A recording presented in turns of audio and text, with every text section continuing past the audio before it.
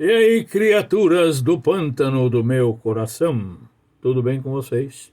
Vamos hoje falar sobre o ciclo da borracha que eu estou devendo para vocês e algumas coisas são muito importantes e precisam ficar gravadas, ok? O ciclo da borracha ele ocorreu num período histórico é, entre 1879, ainda era Império, até 1912. Foi a parte áurea, o sucesso, a melhor fatia do bolo, com a cereja em cima. Depois entrou em decadência, como nós vamos ver. Também temos algo para relatar. Lá na Segunda Guerra Mundial, dá uma impressão que o ciclo da borracha ia ressuscitar. Não vai longe, não. Dura de 1942 até 45. Então, começa em 1870 até 1912. Depois, a segunda fase vai de 42 até 45. O objetivo da extração da borracha da Hevea brasiliensis era exportação. O Brasil retirava o produto bruto da floresta, defumava, precisa defumar. É um trabalhão danado. Defumava e depois vendia para o exterior. Lá fora, a borracha era trabalhada, era vulcanizada. Quem inventou isso foi um sujeito chamado Dr. Goodyear. Já ouviu falar de Goodyear? É isso mesmo, a marca de pneus, tá? Dr. Goodyear bolou um sistema de vulcanização que deu resistência, elasticidade, durabilidade. Em resumo, quem ganhava grana era o Dr. Goodyear, era Firestone, era Pirelli italiana, a Michelin francesa. O Brasil era meramente um extrativista, ok? E da onde saía essa borracha? Do meião da Amazônia. Foi um verdadeiro desafio enfrentar a floresta, ok? Era um produto extrativista da região central da Amazônia. Mas quem ganhava dinheiro não era o seringueiro, eram os barões da borracha. Acumulação de dinheiro, de riquezas, verdadeira ostentação, porque deu grana, apesar de ser um produto extrativista, e de quem ganhasse dinheiro fosse lá fora, aqui dentro muita gente ganhou, com o produto básico, elementar, a commodity pura e simples. Portanto, essa riqueza andava de mãos dadas com a miséria. Ok? Muito bem. Ciclo da borracha, portanto, destinava-se à venda no mercado externo. A extração foi muito estimulada pelo imperador. O produto tinha muitas aplicações na indústria automobilística. Enfim, durante a segunda Revolução Industrial, o momento foi favorável ao Brasil e, na verdade, chamou a atenção de diversos estrangeiros, dentre eles o famoso Henry Ford, o criador da linha de produção fordista. Ele veio aqui, viu as seringueiras e teve uma ideia genial. Falou, poxa, por que essa gente toda tem que ir tão longe para ir buscar a seringueira? Por que nós não plantamos a seringueira uma do lado da outra, bem arrumadinha, bem bonitinha, fácil de retirar? Para isso, ele investiu pesadamente numa cidade na Amazônia, que recebeu o nome, sabe como? De Fordlândia. Dá só uma olhada, as casinhas bonitinhas que o Dr. Ford fez para os sertanejos. Eles não gostaram muito não, sabia? Não gostaram, gostavam daquela vida deles. Hoje, essa cidade está completamente abandonada. E outra coisa, o seringueiro, ele era um sujeito solitário. De onde veio esse seringueiro, hein? Tinha índios, tá? Existiam alguns negros, mas basicamente, essencialmente, eram nordestinos que fugiam da seca e vinham lá para o Amazonas, ouvindo que havia ali uma oportunidade de trabalho. Vieram milhões e se embrenharam naquela floresta, mas de forma solitária. Se você olhar bem aqui, o cara está com uma espingarda nas costas e riscando a seringueira para tirar o látex. E quando eu disse que eram milhões mesmo, muita gente, ok? E exploração da mão de obra nordestina, enriquecimento da elite, para poder levar essa gente lá para o fundão, para poder levar equipamentos, para poder trazer a borracha que era extraída depois de defumada, foi fundada a Ferrovia Madeira-Mamoré. Tem um filme sobre isso da Rede Globo. Eu vou colocar o endereço depois para você dar uma olhadinha, tá? Madeira-Mamoré, também conhecida como Ferrovia da Morte. Por que Ferrovia da Morte? Muito bem. Além dos nordestinos, vieram pessoas de diversas nacionalidades, inclusive muitos judeus marroquinos. Esses judeus marroquinos se estabeleceram ali em toda a região, no Rio Negro, Solimões, e se esparramaram, tornaram-se comerciantes, se deram bem ali, tá? Comprando, vendendo, mas essencialmente a população era de pessoas de baixa renda.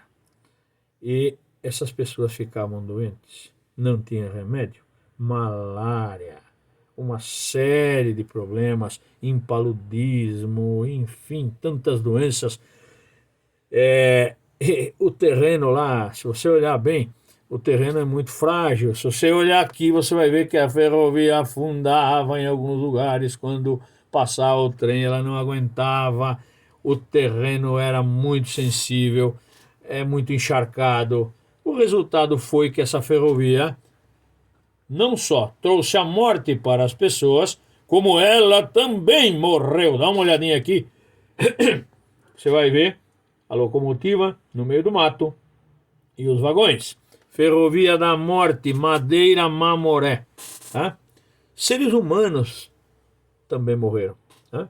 Seres humanos sendo usados, explorados por uma elite gananciosa. Né? E se você olhar bem aqui, você vai sacar a diferença entre o sertanejo nordestino e os bonitões. Dá uma olhada ali na carinha deles, né? Os ricaços, inclusive estrangeiros, ok?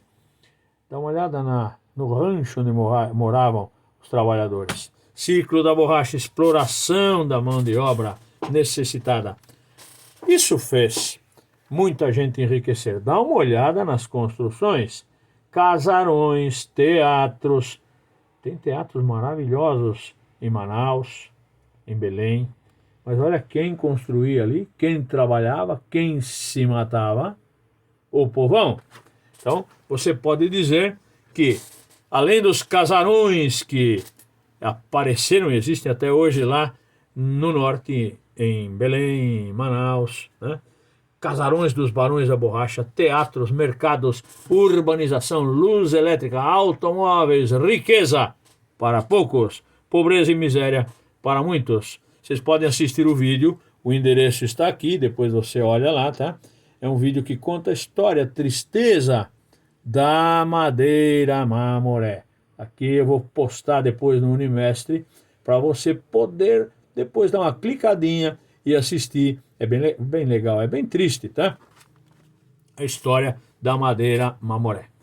Ah, mas teve uma outra coisa, além do problema da história da Madeira-Mamoré, que afundava, chovia demais, as doenças, sempre tem um espertalhão, né? Esse cara, esse bigodudo aqui, dá uma olhada na cara dele, tá? Esse bigodudo tem até um livro falando sobre isso, depois se quiser ler, tá em inglês, mas é bem interessante. Esse foi o sujeitinho que deu o nó, deu o chapéu, levou para fora, para o Sri Lanka, para a Malásia, mudas de seringueira, roubou sementes, biopirataria. Esse bigodudo aqui, Henry Wickman, ele roubou as mudas de seringueira e lá fora ele fez plantio, assim como o Henry Ford queria fazer, que não deu certo. Olha lá que bonitinho, olha lá o japinha lá, o asiático tirando, olha que legal. E eles são ordeiros, são organizados, são super esforçados, fizeram a plantação muito linda. Os asiáticos são feras, né? E aí, quem começou a ganhar dinheiro? Eles. E sabe o que mais? Produzindo a baixo custo.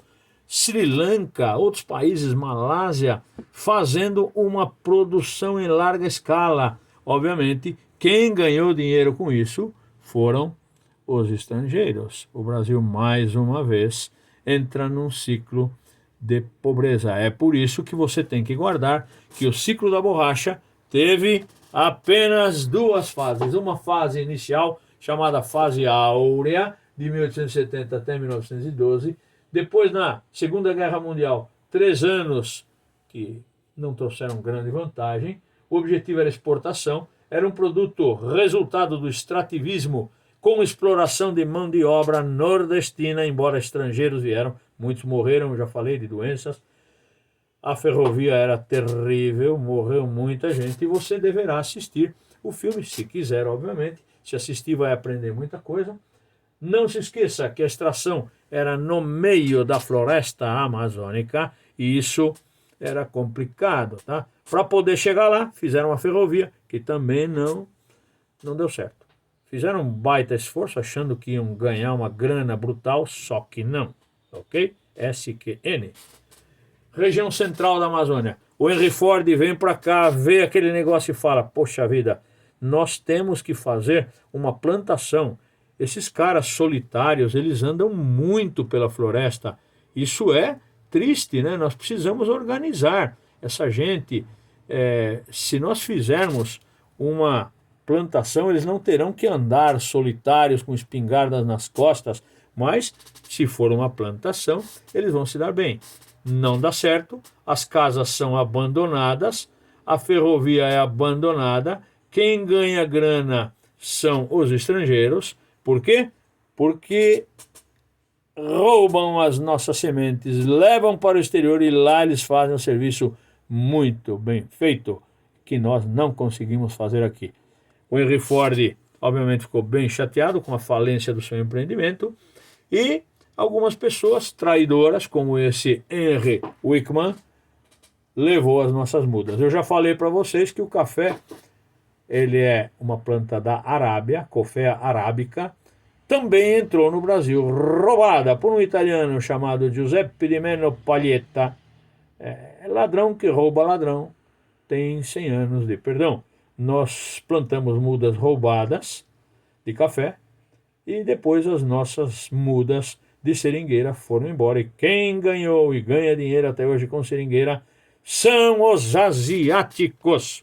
E, obviamente, a Goodyear, a Firestone, a Pirelli, a Michelin, né? E lembre-se que quem inventou o sistema de vulcanização foi o Dr. Goodyear, ok? Beleza? Ciclo da borracha. Um beijo no coração.